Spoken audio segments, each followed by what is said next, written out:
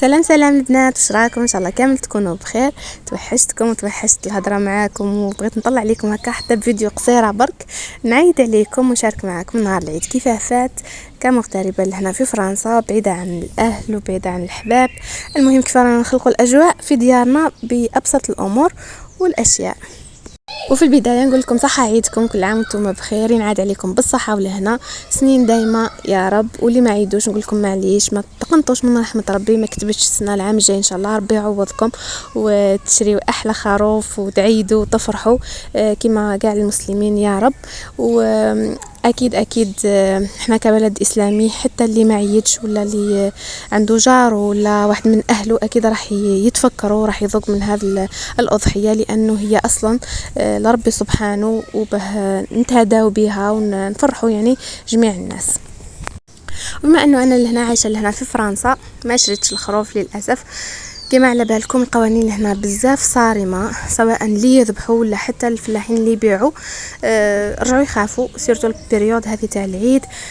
يكون يتحكموا باللي باعوا ولا واحد ذبح خروف في دارو، اكيد عنده غرامه كبيره يعني مبالغ فيها بزاف بزاف.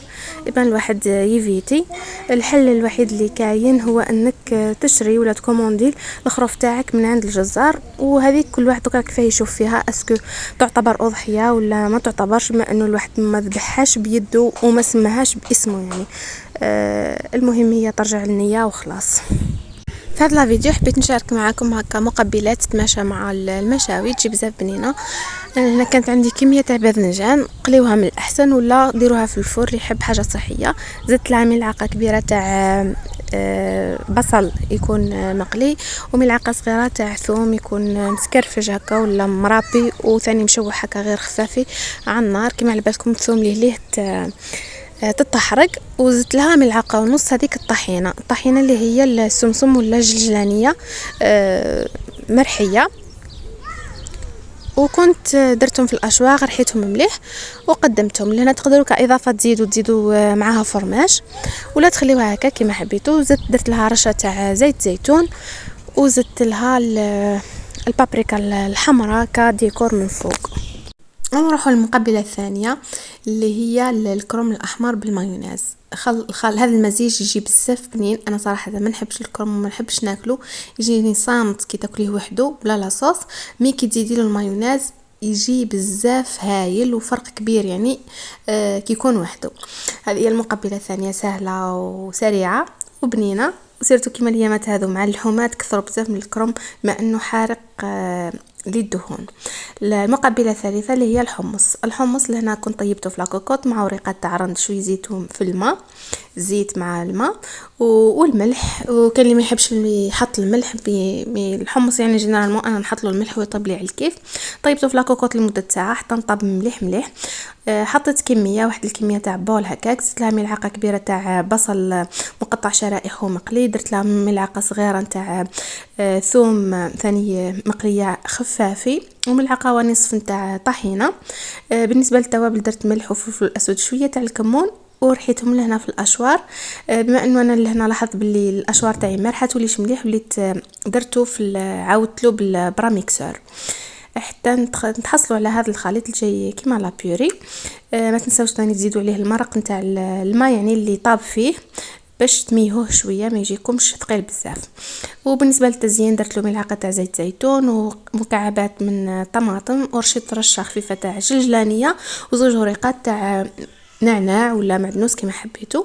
المقبله الرابعه درت المكدوس اللي كنت شريته واجد، اللي هو باذنجان محشي بالمكسرات والفلفل الاحمر، وزدت شويه تاع زيتون مع فلفل مع سلطه خيار بالياقورت الطبيعي وشويه تاع اللبنه الحامضه الطبيعيه.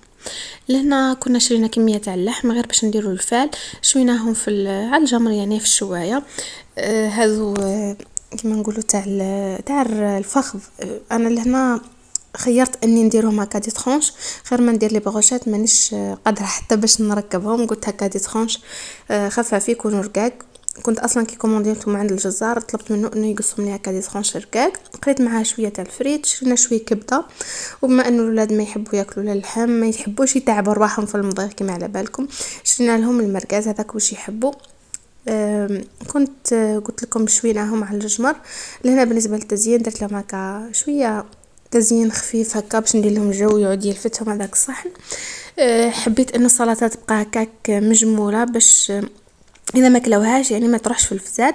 حبه تاع فلفل احمر قطعتها هكا شكل ورده، كان اللي رشيتها بالسينوج. وفي النهايه زينتهم بتيترونش تاع البرتقال، بما انه ما كانش عندي القارص، هو يعني عادي يصلح البرتقال مع اللحم ثاني يجيب بزاف هايل. وكانت هذه هي الطاوله الرمضانيه هذه هي طاوله العيد. هذا المرقاز كنت درتهم في هذا السيبور يجي بزاف هايل، يعني العرضات هكا تكون عندك عرضه ولا مناسبه بزاف عاطين منظر. يتباعوا هكا دو سيبور مع بعضهم. انتي بغيتي ديريهم في زوج صحن منفصله ولا ديري فرد صحن كيكون كبير. واكيد شريت هذا الخبز ولا الرغيف الشامي يتماشى بزاف مع المشاوي. واللي انا حبيت نشارك معكم فكره خفيفه برك التزيين تاع صحن تاع فواكه. لهنا عندي بورج تاع دلاع كنت قصيته هكا مايل، كنت راح نحطه بهذه الطريقه، من بعد وليت بطلت، حطيت حبه فوق حبه، درت نص حبه تاع اناناس فرغتها في النص وقصيتها مكعبات ودرت فيها لي كوردون هذو على شكل قلوب. المهم تقدروا نتوما تزينوا بالطريقه اللي تعجبكم واللي تساعدكم، واكيد الفاكهه اللي متوفره عندكم سواء في يعني تاع موسمها ولا يعني ماشي شرط تقيدي بهذه الفواكه. لهنا كنت درت تفاح حطيته في هذا الكاس، تقدروا ثاني تعوضوه بالبرتقال، البرتقال ثاني ولا تشينا يجي بزاف هايل. درت لهنا عنقود تاع ربزه ما يجي طايح، انا العنقود تاعي مسكين رايح فيها يتسمسر وحده. لو كان جا حاكم في روحه يجي ابها وابها. عندي حبيبه تاع مشماش، ولا هنا عندي حبه تاع موز ولا تاع بنان كنت قصيتها رونديلات، من الاحسن يكونوا رونديلات كبار باش كي ديرهم في الاسياخ ما يطرطقوش. حطيتهم كما هك. كما على بالكم الاولاد ثاني يلفتوهم الالوان ويشتيو الفاكهه هكا تكون واجده. انا خاصه ولاتي عودتهم انه نقص لهم وندير ما ياكلوهاش، كي تعطيهم مثلا حبه تاع بنان في يدهم يقعدوا يتمسخروا بها كما نقولوا، ما ياكلوهاش. مي كي تقصي لهم الفاكهه قطع صغيره اشاك فوا يجيو ينقبوا منها يعني ياكلوا. وهذاك ما يصلح لهذا الجو الفاكهه تبرد يعني على القلب. ما القري حنا الايامات هذو مازال برد الحال، درجه الحراره راهي بين 19 و 23، يعني مازال ماناش حاسين بالسخانه، مش كيما في البلاد. ربي يكون في عونهم، راهي 37 38. والله ربي يقدرهم ويكون في عونهم، خاصه الكبار اللي ما يحملوش السخانه. وكانت هذه الطاوله تاعي تاع القهوه، انا ما كنتش حطيتها الصباح، حطيتها مع العشيه خلاص. ومع كاس هكا تاع تاي كنت درت حلويات بسيطه عاديه سامبل اللي هي كروكي بنيون صابلي، وحلوة الثومه اللي كنت ديكوريتها بهذوك الرؤوس تاع الخواريف اللي كنت شريتهم من جلوبيوس. ودرت لهم هذه العيديات على شكل باني هذا تاع الخروف اللي كنت شريته من اكسيون لهنا. في هذو اللي يحب يشريهم في وقت مارس وين لو باك تاعهم راهم يجيبوا بزاف الديكورات، وتلقاو بزاف يعني خواريف صور اللي يديكوروا بهم طابله ولا هذا لي باني. تختاروا الحاجه اللي تناسب مع العيد تاعنا، يعني هما بزاف يركزوا على لي زو دو باك، ويعني البيض والدجاج وبعض من الحيوانات.